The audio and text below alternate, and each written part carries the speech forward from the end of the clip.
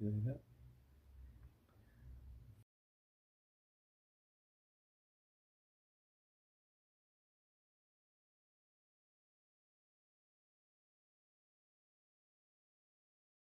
สบายดีทุกคนตอนนี้เป็นตอนค่ำเนาะมาเดินมากินข้าวแรงน้ำกันเตรียมอาหารไว้มื้อนี้เฮ็ดเอือบซีนเป็ดมีมันฝรั่งแล้วก็มีชีสฟรอมาจมีผักแล้วก็มีเห็ดมีผักบัวต่างเตาไว้เนาะถามันฮ้อนเราสิกินข้าวห้องลาแกลตมันคล้ายๆแบบสิ้นดาดบ้านเฮานั่นแหละแต่ว่าแต่ต่างก็คือมันจะมีปิ้งฟรอมาจใช่ไหมเอาปิ้งได้เลยบนนี้หรือว่าต้องอุ่นมันก่อนนี่นี่นะใส่เลยนี่จานเรียบร้อยกินกัน2 คนกับสามีบ่ได้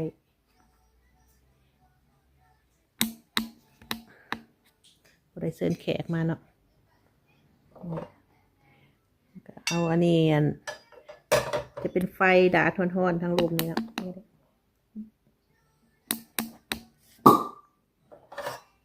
ก็เอานี่มาใส่อากาศเย็นมื้อนี้เย็นฝนตกเบิดมื้อนี่เอากับปิ้งถาดจนมันเปื่อยพุ่นเนาะโอ้เขาบ่ได้เอาขอโทษพักให้มันสุกปิ้งผักปิ้งกกแชทนี่เขาเอื่นหยังเนาะบ้านเฮาคือหมักน้อยนี่นะหมักบวบหมักน้อยนะจะให้เบิ่งหน่วยมัน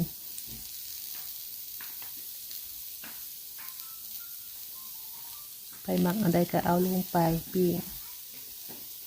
เอาเล็กขีดมาเลยดิ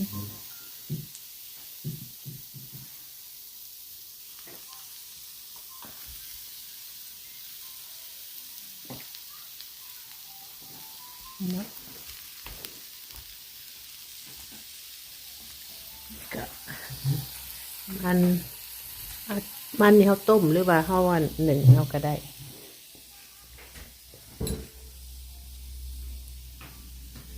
ฝากสิก็ใส่กล่องบทนัดไปเลยเนาะถ้าคือส้มสีลายตาแล้ว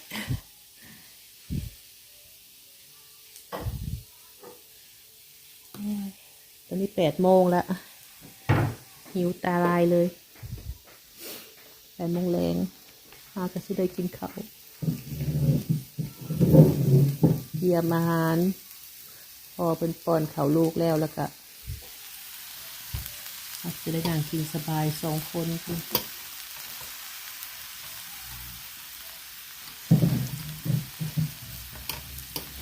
หมอนี่สำหรับ4 คนนี่นะแต่ว่าเขาใส่แต่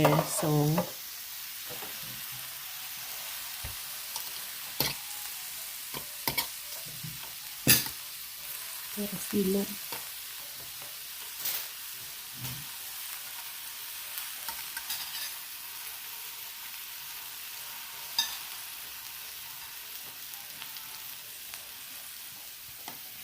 ผู้ใดหมักเครื่องเคียงหลายก็เอามาเติมเลยเนาะอันนี้เขาหมักไปซ้ำนี่เขาก็เลยเอาแต่เท่านี้บางคนก็มีหมักเพชรหมักเหมือนยังเติมมะเขือหมักยังก็หมักแตงดองเจ้าดิมีจำรามาเอาน้อยนึงก็ได้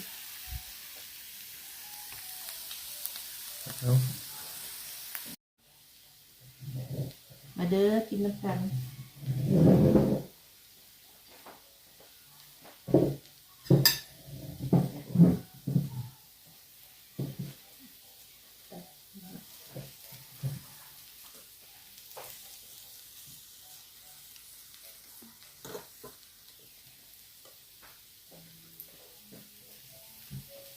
นี่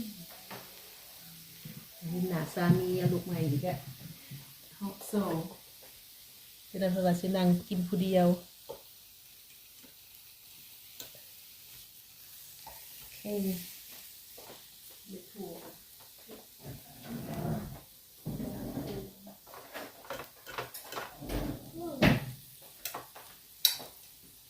เอาสีดมันเดือนยักเข้าไป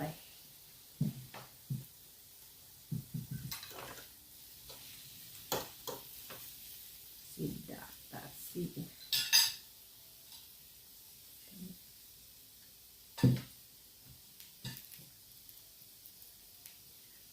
กินดาดเป็ด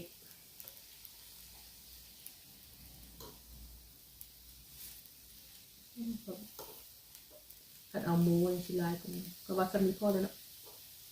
คนนี้น่ากินแบบนี้ ไปที่ปล่อยขนาดนี้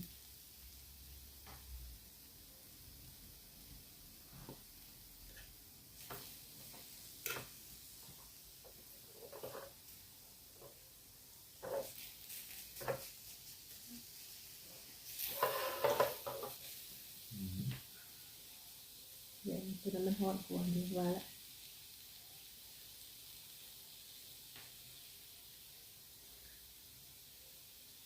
ไฟคือบุอย่างแห้งเนาะ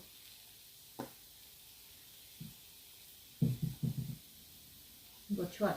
ดนะเนื้อมันมีอันนั้นบอกรับกระดาษได้บอก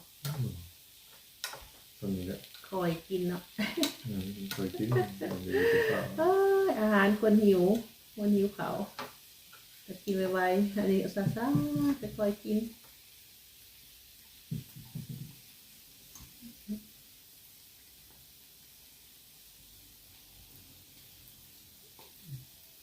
มันเป็นห่อน เอาตรงค้างหมอไว้หึงๆเนาะเธอนะ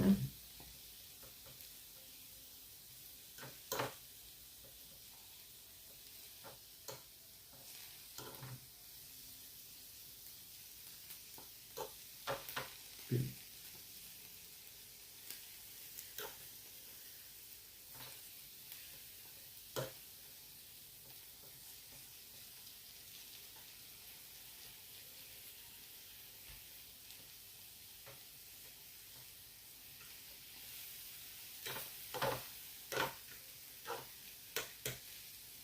มีน้ำมันกิน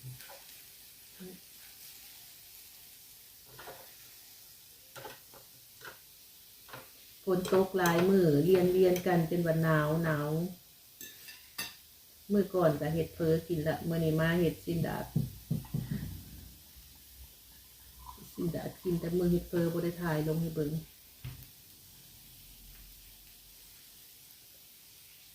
เห็ดต้มเฟอกินอยู่เฮือนได้ที่บอกเห็ดนะ จะใส่น้ำบ่มก่อนเลย นี่เนาะมันฮ้อนแล้วเขาก็มาตอกใส่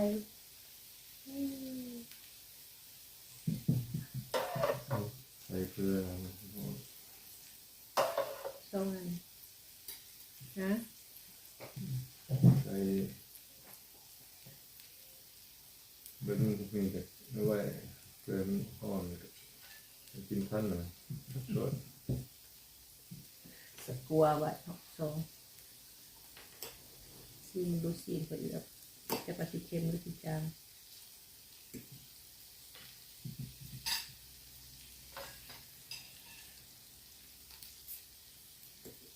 โอ้หิวข่าวจะตาลาย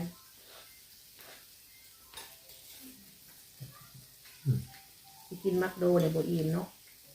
ไปแบบอื่นกินได้อยู่คือชิ้นยัง พอได้เปลี่ยนอาหารที่ซื้อบ่ได้กินเฮิงเลย ขมัดใช่ไหม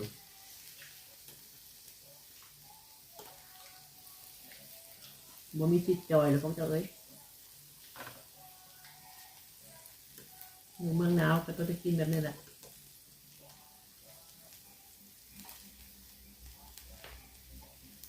มื้ออื่นจะกินข้าวเหนียวมาไว้ละ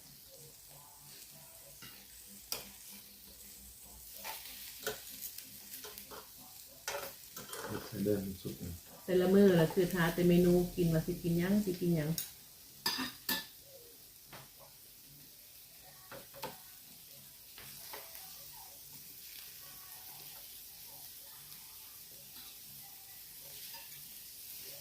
ถ้ามีเมนูแซ่บๆกับแบ่งปันกันแจ้มาให้เด้อพอสิได้เฮ็ดกินน้ำค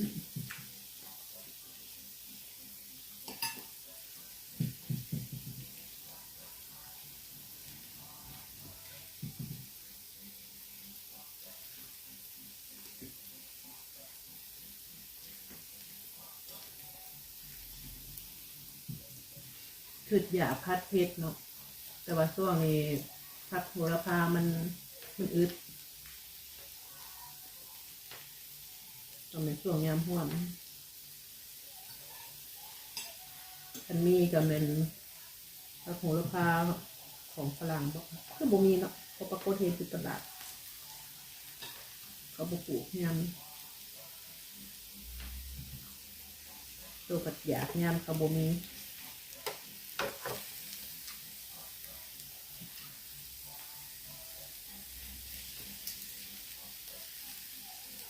ปีหนึ่งช่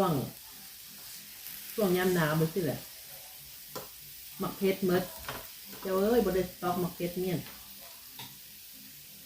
ไปซื้ออยู่ตลาดกับบ้าแพงๆนี่กับแบบมีแต่มักพริกขี้หนูแบบเฮาบ่ค่อยมักปานใดหั้นนะมักพริกใหญ่อันพริกจินดาหยังหั่นก็บ่มี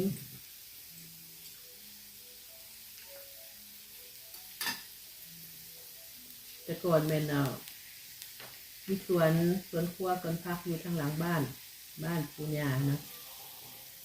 เพิ่นจะปลูกเนี่ยเนาะแล้วเขาก็เก็บใส่ฟรีเซอร์ไว้เก็บกินไว้ได้หลายเดือนเติบมาแล้วแต่บังเอิญว่าโซนนั้นผัด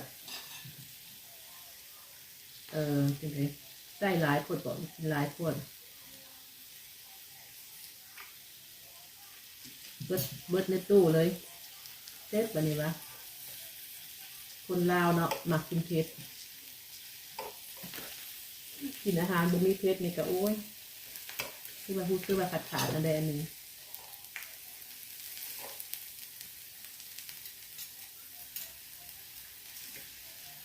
พอดีอยู่เนาะเป็นเนาะ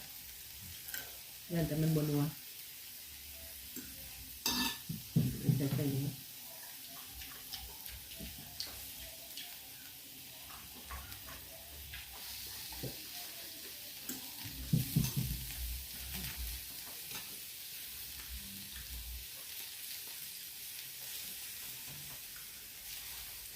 หมอนี่ซื้อมาหากระไส้เทือที่สองเนาะ ปวดผมนะ แต่ว่าพอดีเลย มันอ่อนมีคุณ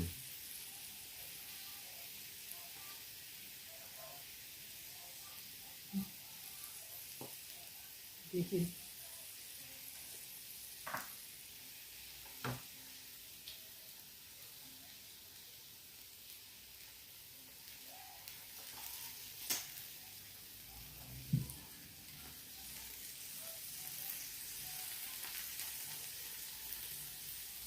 อันนี้ตัวนี้จะคือว่าซื้อตัวเป็นแผ่นดิบๆมันจะต่างกันไปเลยนี่เกลือแล้วกินกับอาเปโร่เนี่ยค่ะดีก็คือกันบอกแซ่บ หมอเลยมันก็แพ้บุกการ เดี๋ยวว่าเหลืองราคาซื้อ บุตรคนมันแสบก็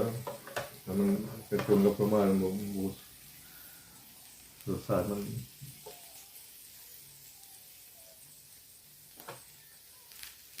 ประมาณตัวนี้มันเค็มเนาะนัวๆดี นัวดีเข้ากันกับ ตัวแบบมีอันพริกไทยมันกระแซ่บ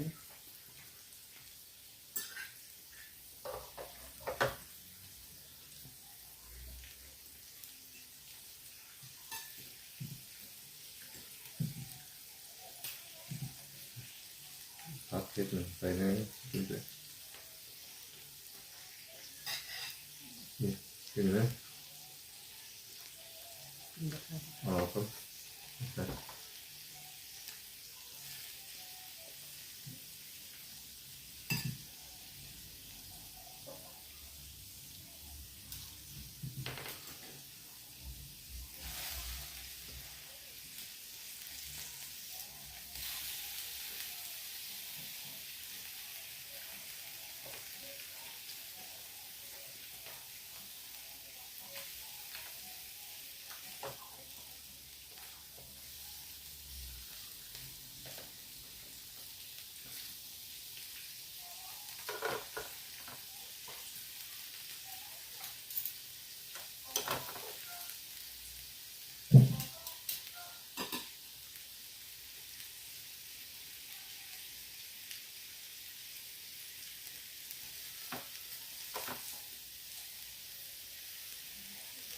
ตัวผู้ดีข้าวแล้ว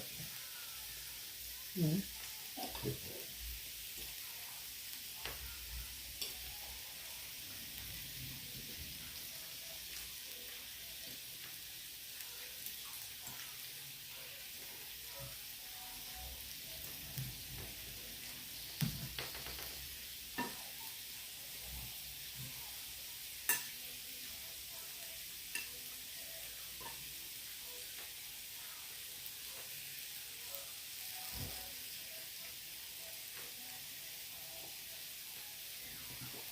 มันมีกินภาษา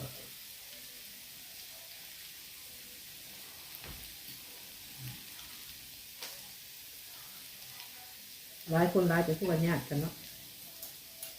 ก็มันดนเลย มันสุกไปกันยากให้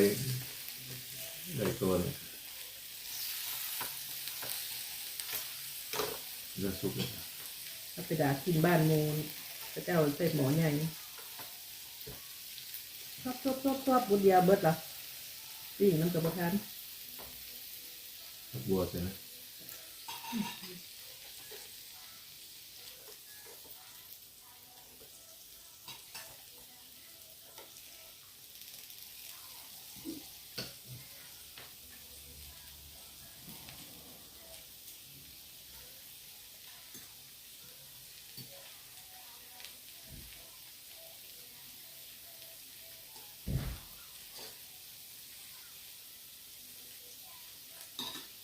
มือก็ต้องซุกเลยเหมือนอาทิตย์กันดิไว้ขนาด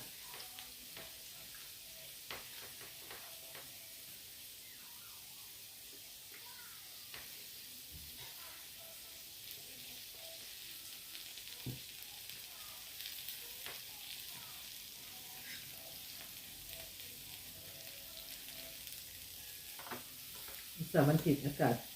าศดีนะก็ดีเลยพวกเห็ดบุญบัตรคุณขบิด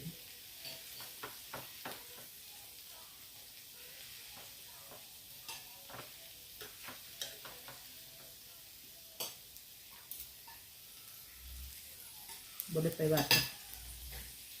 จะได้หรอกคือเครื่องมาพอก มันก็ตีมันก็ตีแบบมันสุก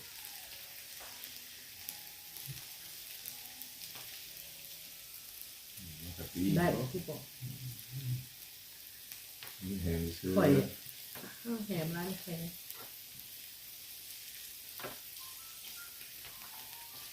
ขอมันนี่ที่ซื้อมันหน่อยหนึ่งที่มากินถึงเนี่ย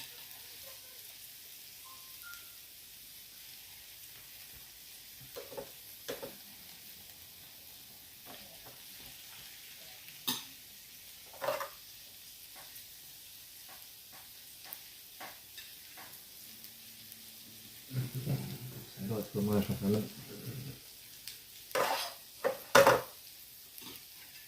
จำใจได้กินเนาะ